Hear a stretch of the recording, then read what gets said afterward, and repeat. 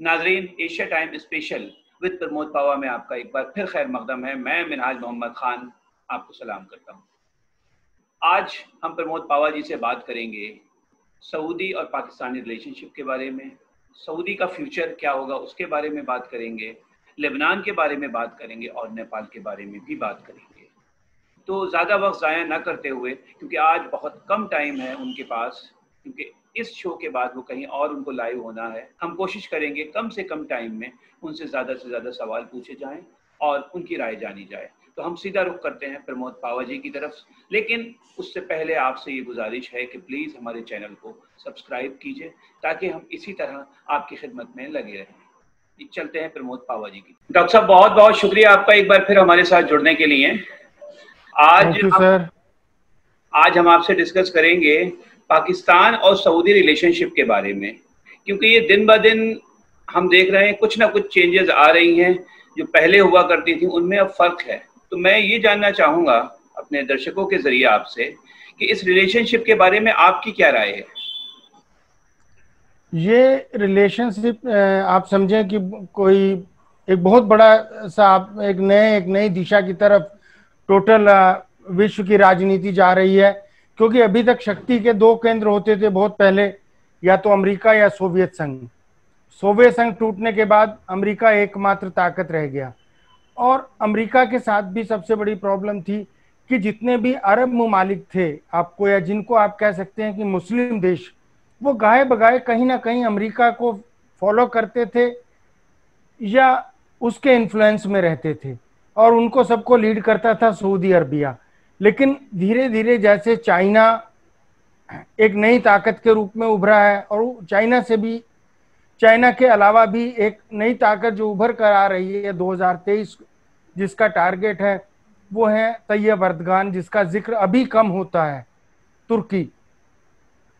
तो तुर्की ने कोशिश की है एक नया ताकत का केंद्र बनाने की, और उसको इस्लाम के नाम पर आप समझ सकते हैं या मुस्लिम ममालिक के नाम पर समझ सकते हैं, क्योंकि विश्व की जितनी भी आर्थिक शक्तियां हैं या जॉइंट फाइनेंशियल पावर्स हैं, वो अभी तक रही तो अरबों के पास हैं। सबसे ज्यादा पैसा अमेरिका में अगर किसी का लगा हुआ है तो सऊदी अरब का लगा हुआ है।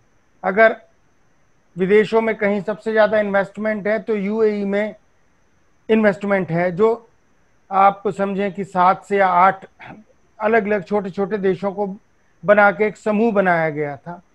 लेकिन वो भी अमेरिका परस्त रहा, और सऊदी अरब, जिसको अभी तक सिर्फ ये माना जाता था कि वो इस्लाम का लंबरदार है या इस्लाम को रिप्रेजेंट करता है, उसकी जैसे पोल खुलनी शुरू हुई, जैसे पर्दे के पीछे से उसके इजराइल से और अमेरिका से संबंध सामने आने लगे, और लोगों को पता लगने लगा कि वो धर्म के नाम पर कम और अपनी सुख सुविधाओं के नाम पर वहाँ की सल्तनतें अपनी जनता का और धर्म का गलत इस्तेमाल कर रही हैं।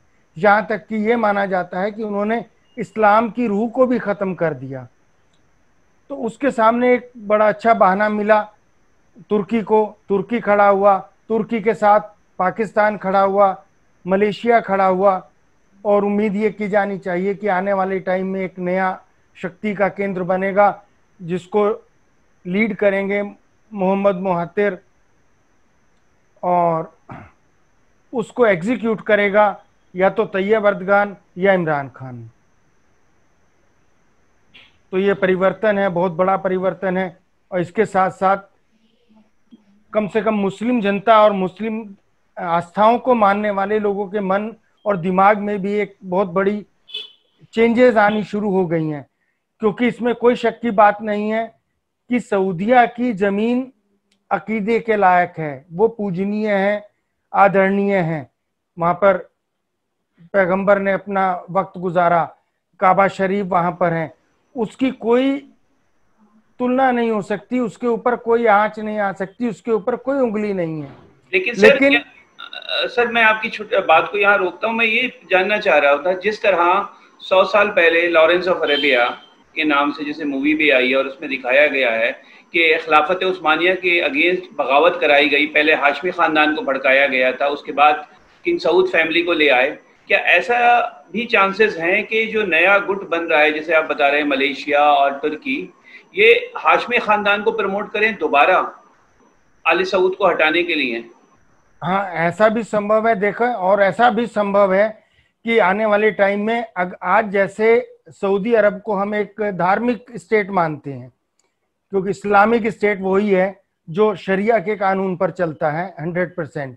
बाकी में तो शरिया के कानून नाम मात्र के हैं, लेकिन इस्लामिक स्टेट होने के बावजूद, ऐसा ही इस्लामिक स्टेट अभी आप देख रहे हैं लेबनान भी था, लेकिन वहां की जनता ने विद्रोह कर दिया और अभी रात तो वहां के विदेश मंत्रालय और वहां की संसद में जनता ने कब्जा करके अपने प्रतिनिधियों से जबरदस्ती इस्तीफे ले लिए। तो ऐसा भी संभव है कि वक्त आने वाला वक्त, बाकी तो ऊपर वाला बेहतर जानता है, क्योंकि हम जो चाल सोचते हैं, हम जो चालें चलते हैं, उससे बेहतर चाल ऊपर वाला चलता है। तो ऐसा भी संभव है कि आज जो धार्मिक स्टेट है वो कल को आने वाले टाइम में सेक्युलर हो जाएं, या उतना कट्टरपन, उतना रेडिकल ना रहे। ऐसा भी हो सकता है कि काबा शरीफ को और मदीना को वेटिकन सिटी की तरह एक अंतर्राष्ट्रीय शहर अलग से बना दिया जाए और बाकी में मोहम्मद बिन सुल्तान या जो भी सऊदी खानदान है उनके हिस्से बांट दिए जाएं कि तुम अपने हिसाब से चलाओ, चाहे तुम वहां पर फिल्में बनाओ या चाहे वहां पर अधनंगी तस्वीरें खिंचाओ, उससे कोई मतलब नहीं है। वेटिकन सिटी है, काबा है, खुला है, काबा सबके लिए है, उसमें कोई भी आए और कोई भी जाए। उसके ऊपर जो बंदिशें लगी हुई हैं पिछले 100 साल से, वो बंदिशें खत्म हो जानी चाहिए। तो बहुत कुछ संभावनाएं ऐसी हैं कि सऊदिया में भी सल्तनत के खिलाफ आवाज उठे, और वो आवाज उनके अपने महल से ही शुरू होगी। जी, वो आवाज हो सकता है उनके अपने महल से शुरू हो, और देखते हैं आगे पॉजिटिव क्या रहता है। लेकिन अगर दूसरी तरफ हम थोड़ा, लेबनान का आपने अभी जिक्र किया, जो लेबनान में ब्लास्ट हुआ है, इसको हम हिजबुल्लाह से जोड़कर नहीं देख सकते, हिजबुल्लाह और इजराइल की रिलेशनशिप को लेकर, जबकि इजराइल मना कर रहा है कि नहीं, मैं इसमें इन्वॉल्व नहीं हूं। नहीं, हिजबुल्लाह तो हमेशा से इजराइल के विरोध में रहा है। जी, और मैं वहां जो, वही, हाँ, और वहां जो दूसरी सरकार है वो इजराइल के पक्ष में रही है, या पर्दे के पीछे वो इजराइल से जुड़ी रही है। लेकिन चूंकि वो खाड़ी के देश हैं, और सबसे बड़ी बात धर्म से या संस्कृति से, हालांकि हम लोगों को यही बताया जाता है कि धार्मिक स्टेट हैं, ये इस मजहब की वजह से जुड़े हुए हैं या इस फिरके की वजह से जुड़े हुए हैं, कोई शिया है, कोई सुन्नी है, कोई ईसाई है और कोई नॉन ईसाई है। लेकिन असली लड़ाइयाँ आर्थिक होती हैं, व्यापारिक होती हैं और पैसे के लिए होती हैं। क्योंकि लेबनान, यमन और ये जितने भी जहाँ ये खाड़ी हैं, या उसमें मिस्र भी आ जाता है जहाँ से स्वेज नहर निकलती है, तो ये सब आर्थिक, इन सब के जुड़ाव आर्थिक ज़्यादा हैं, क्योंकि धरती का 70% हिस्सा पानी है और समुद्र के रास्ते ही जितने हैं व्यापार होते हैं, आना जाना होता है। तो सिर्फ उन बंदरगाहों को कब्जा करने के लिए, उन बंदरगाहों पर अपनी सल्तनत कायम रखने के लिए उनको, जनता को धर्म के नाम पर बेवकूफ़ बनाया जाता है। ऐसा हमारे यहाँ भी हम पिछले 6 साल से देख रहे हैं कि हमें मंदिर मस्जिद के नाम पर लड़ाया जा रहा है। हमारे मीडिया में आप देखें कि हिंदू मुस्लिम के ऊपर जितनी ज़्यादा डिबेट्स होती हैं, कभी आज तक बेरोजगारी और अर्थव्यवस्था के ऊपर नहीं होती हैं। तो ऐसा नहीं है कि टीवी वालों को या हमारी सरकार को बहुत ज़्यादा मंदिर मस्जिद से लगाव होता हो, या हमारी जनता को, हमारे उलेमाओं को, हमारे पंडितों को अपने धर्म से और अपने मजहब से या अपने मंदिर मस्जिद से ज़्यादा लगाव होता हो। लेकिन चूंकि सरकारें चलाती हैं, एजेंसियां चलाती हैं, एजेंसियां उनको, उनका माइंडसेट ऐसा कर देती हैं कि हम बाकी सब भूल के एक अच्छे इंसान की जगह शंभू रैगर बन जाते हैं। हम कभी किसी को सिर्फ इस वजह से नफरत करने लगते हैं कि उसका नाम हिंदी में है या उसका नाम उर्दू में है या उसका नाम अरेबिक है। उसके अलावा हम जानते भी नहीं कि आप अपने घर में कैसे रहते होंगे, आप कैसे नमाज पढ़ते होंगे, अच्छा करते हैं या बुरा करते हैं। लेकिन मैं आपसे सिर्फ इसीलिए नफरत करता हूं क्योंकि मेरा माइंडसेट, मेरे नेताओं ने ऐसा भर दिया कि ये उर्दू के नाम वाला है तो ये अच्छा नहीं होगा या अच्छा होगा। यही सब चीजें अरब ममालिक में भी हैं, यही सब चीजें लेबनान में भी हैं, यही यमन में भी हैं। अगर वास्तव में ही, क्योंकि इस्लाम और कम्युनिस्ट ये दो ऐसी दर्शन, ऐसी फिलॉसफीज हैं दुनिया में जो सरहदों को नहीं मानती। इस्लाम भी नहीं मानता कि मैं सिर्फ भारत तक सीमित हूं, सिर्फ पाकिस्तान तक सीमित हूं या सिर्फ अरब तक सीमित हूं। इस्लाम ये कहता है कि कोई अरबी है, कोई अजमी है, कोई गोरा है या काला है, अगर वो ईमान वाला है तो वो आपका भाई है।